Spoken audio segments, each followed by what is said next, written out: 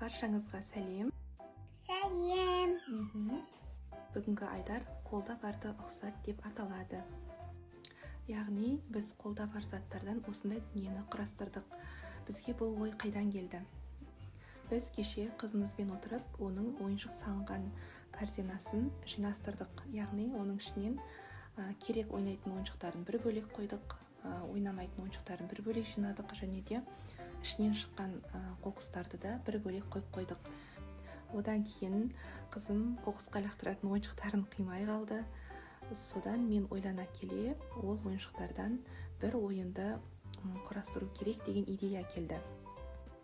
Сөйтіп, үйде жатқан ақ фетр матасын алып, оны дұрыстап көлемде қиып, оған керекті заттарды ыстық клей арқылы осылай тігінен жабыстырып шықтым.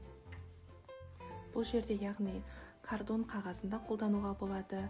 Менің енді үйімде фетр мата болғандықтан сол ыңғайлы болар деп соны қолданып кеттім.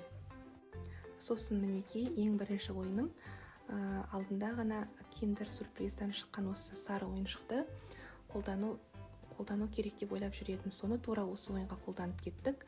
Яғни мен оның ішіне осындай шашқа тағатын резинкаларын салып қойған болатынмын. Міне осылайнан резинкаларды алып салып арқылы қол моторикасы дамитын болады. Одан кейін міне бір киімнен қалғама бір осындай не болды, замок. Соны да тура осыған ыстық клеймен жабыстырып, оны осылай замокты ашып, жауып бегуновты жүргізу арқылы қолдың моторикасын дамытуға әбден болады.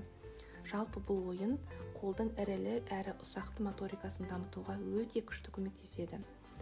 Одан кейін келесі үшінші ойынға осындай соқ ішетін трубочкалар болады ғой, соны осылай қайшымен қиып белгілі бір көлемде.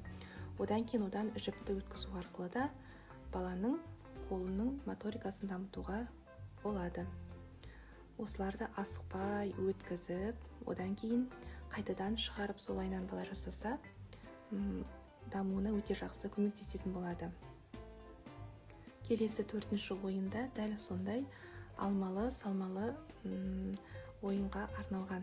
Одан кейінгі бесінші ойын, ол бізде қарапайым 0,5 литрлік баклажканың жаңағы бас жағын кесу арқылы осыған ыстық клей жабыстырып орнаттым. Соған бала қақпақты жаңағы ашып жабу арқылы ойнайтын болады. Одан кейінгі ең соңғы ойынымыз, ол біздің ашпалы, жаппалы жаңағы крышканы ашып жабу арқылы ойналады. Бұл крышканы мен неден алдым? Салфетканың жаңағы бет жағында жабыстырылып тұрады ғой, тура сол біткен салфетканың крышкасын алып алында осы ойынға ыстық клеймен жабыстырып балаға ойнатуға бердім. Және де оның ішіне қызықтырып әртүрлі моншақтарды, резинканы, тағы болмаса басқа заттарды салып қойып баланы қызықтыруға болады. Сол қақпақты ашып жабу арқылы оның да қолының моторикасының дамуына үлкен әсерін тигізеді. Жалпы бұл ойынды балам қолдан жасағаннан кейін бе, бірігіп бірге жасағаннан соң ба өте қызығып ойнады.